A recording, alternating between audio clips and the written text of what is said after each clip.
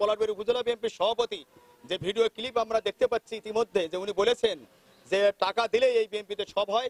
আমরা বিশ্বাস করি এই দল টাকা দিয়ে অর্থ দিয়ে কেনা অসম্ভব, কিন্তু ওনার বক্তব্যটা দুঃখজনক।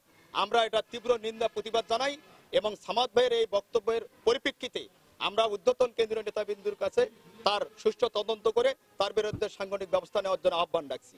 বিএনপি কোনোদিন কমার্শিয়াল দল হতে পারে না, কেননা আজকে 17 বছর থেকে বিএনপি নেতাকর্মী জেলে গেছে এবং মামলা হামলা খেয়েছে এবং মাস পালিয়েছিল। হ্যাঁ, অনেক গরু বকরি মানে বিক্রি করে তারা জামিনে আসছে। সেটা যদি হয় তাহলে বিএনপি কি করে কমার্শিয়াল দল হয়? এত নির্যাতিত হওয়ার পরেও, এত গুম খুন হওয়ার পরেও তা বিএনপি কি করে কমার্শিয়াল দল হয়? এটা এই কথাটা, আব্দুল সামাদ মন্ডলের কথাটা তীব্র নিন্দা ও প্রতিবাদ জানাচ্ছি আমি। হ্যাঁ, না, একটা দায়িত্বশীল ব্যক্তি, বিশেষ করে পলাশবাড়ী উপজেলা বিএনপি সভাপতি হিসাবে দায়িত্বে থাকা অবস্থায় তিনি এই কথা বলতে পারেন না। বিশেষ করে আমি এটা গতকালকে এই বিষয়ে জেলা সভাপতি মহোদয়ের সঙ্গে কথা বলেছি এবং এটা আমাদের কাছে খুব খারাপ লেগেছে।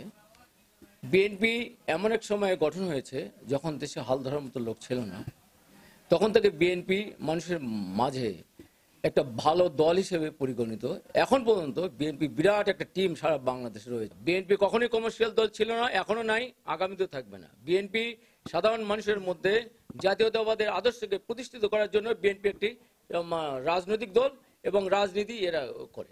আসলে এটা একটা ভুয়া করছে, এটা এডিট করা এই বক্তব্যগুলো আসলে সঠিক না এবং আমাদের ভাবমূর্তি যাতে নষ্ট হয়, জনগণের ভিতরে যেন আমাদের ভাবমূর্তি নষ্ট হয়ে যায়, বিএনপির ভাবমূর্তি নষ্ট হয়ে যায়, সামাদ ভাইয়ের ভাবমূর্তি নষ্ট হয়, এই কারণে এসব রচনা করা হচ্ছে।